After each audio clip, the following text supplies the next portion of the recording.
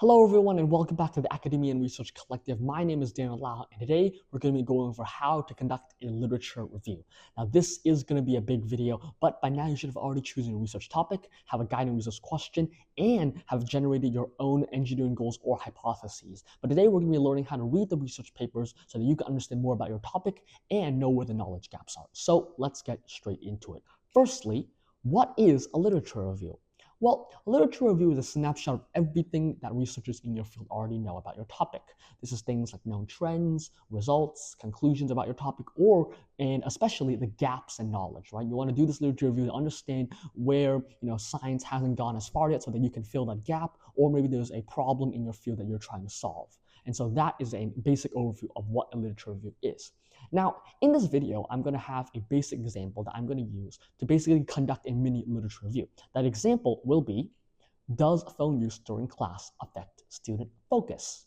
So this will be our kind of basic example question. Your topic will likely be more advanced, but for the sake of this video, I've chosen a very simple topic. Now, here are some key ideas about an example.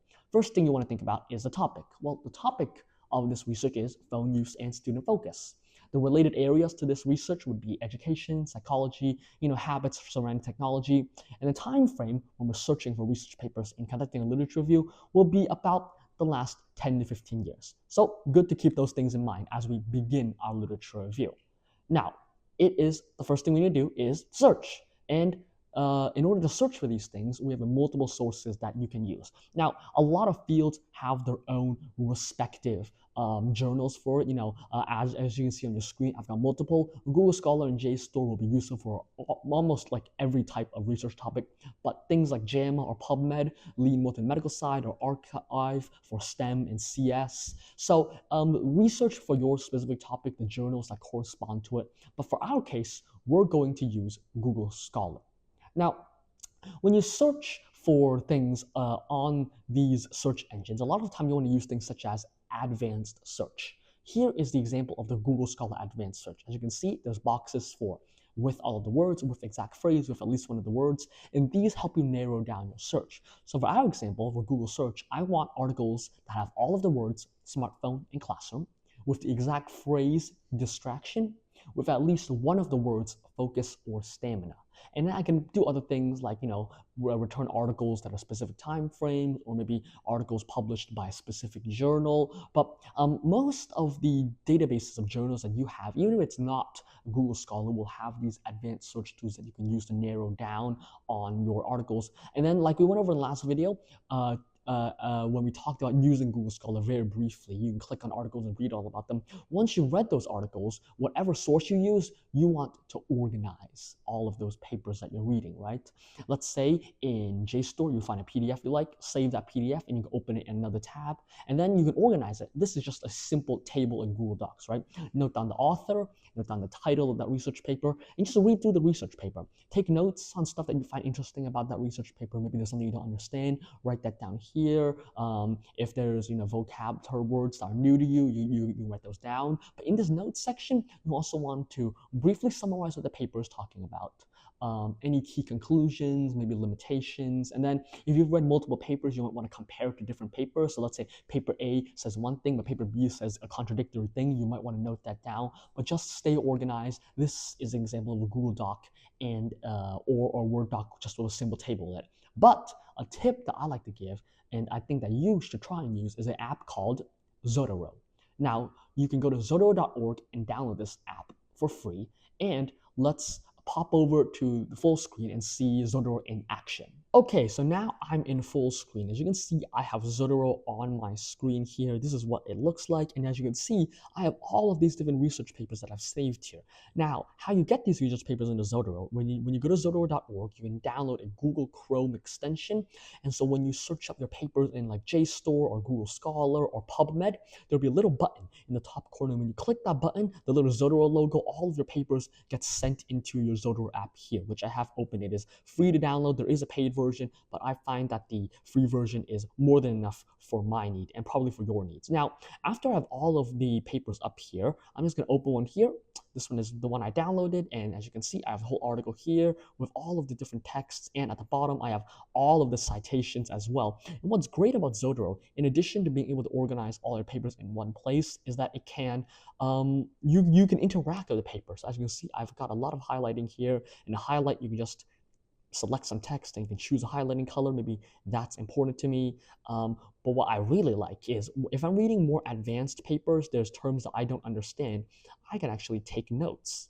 So here, as you can see, I've got all of these different notes. And if I click this button here, I can actually just type out a note, right? So this is a note, and I can just move that around where I want. Maybe there's terms I want to know.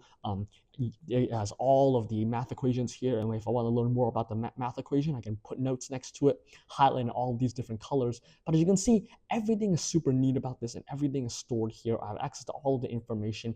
If I want to jump around the tables, I can just click the button and auto link it. If I want to jump around the different sources, I can just click the source citation, and I can have access to all of the sources that were used.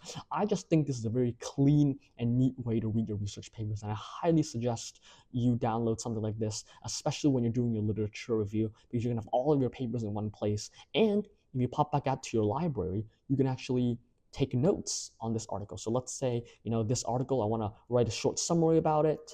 I want to compare it to another author's paper and maybe just some more general, some general ideas about it, right? So this is super, super useful for doing your literature review. And when you actually write your literature review, which we'll talk about next, Zotero will save you a ton of time. So I highly recommend that you download it. All right, so now that you know where to find your sources and how to organize them, it's time to actually start reading.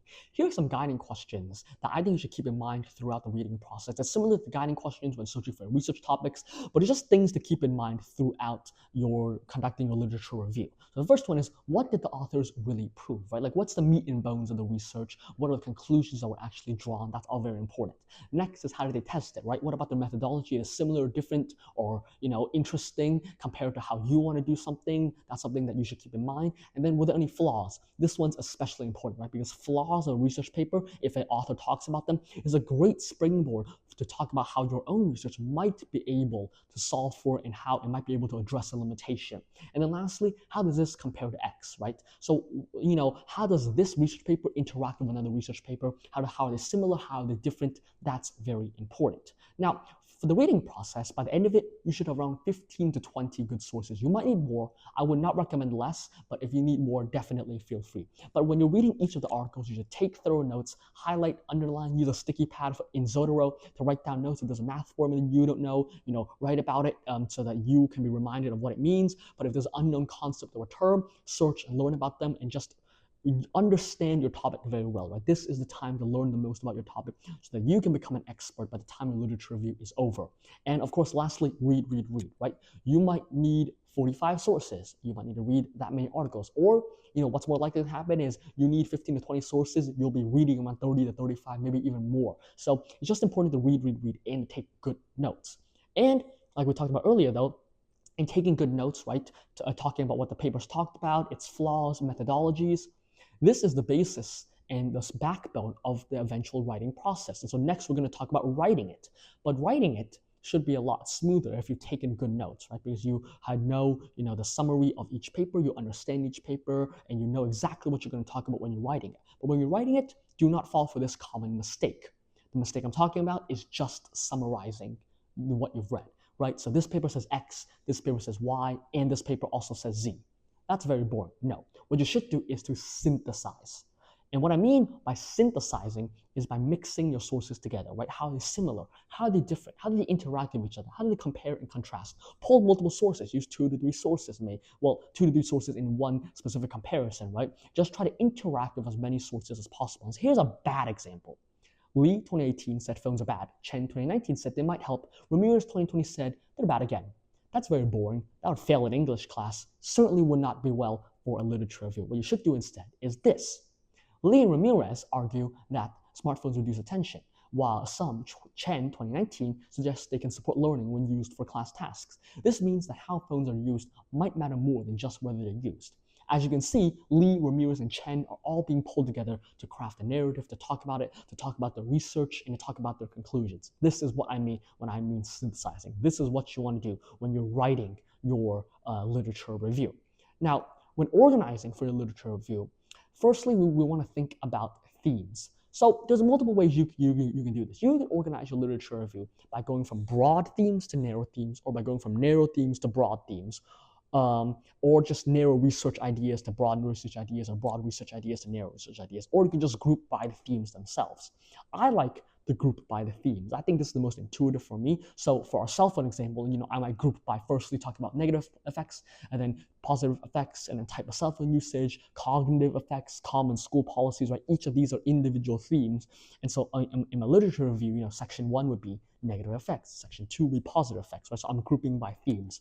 It doesn't matter how you do it, it's totally up to you, but what's important is that your literature review is organized. Now, once you have those individual themes, like each section is a theme, or you're talking about broad to narrow topics, within each of those, here's the process for writing it. Start broad first, right? Introduce the field and key issues. So my first theme is negative effects. So I'm going to broadly introduce negative effects, and then I'm going to slowly narrow down into sub-themes, and then slowly narrow it down more into my own research, right? So those first 3 steps, 1, 2, and 3, you want to repeat for each of the themes you're writing about, right? So negative effects, positive effects, common school policies, or if you're going from broad to narrow, narrow to broad, you want to repeat those 3 steps over and over for each section that you're writing.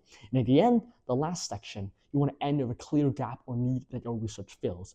The tip here is to add a limitations or current limitation sections into a literature review to cap it off, right?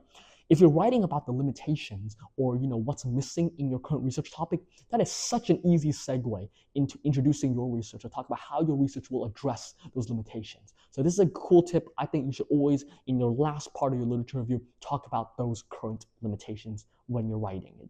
And when you're writing it, you're going to have to revise a lot.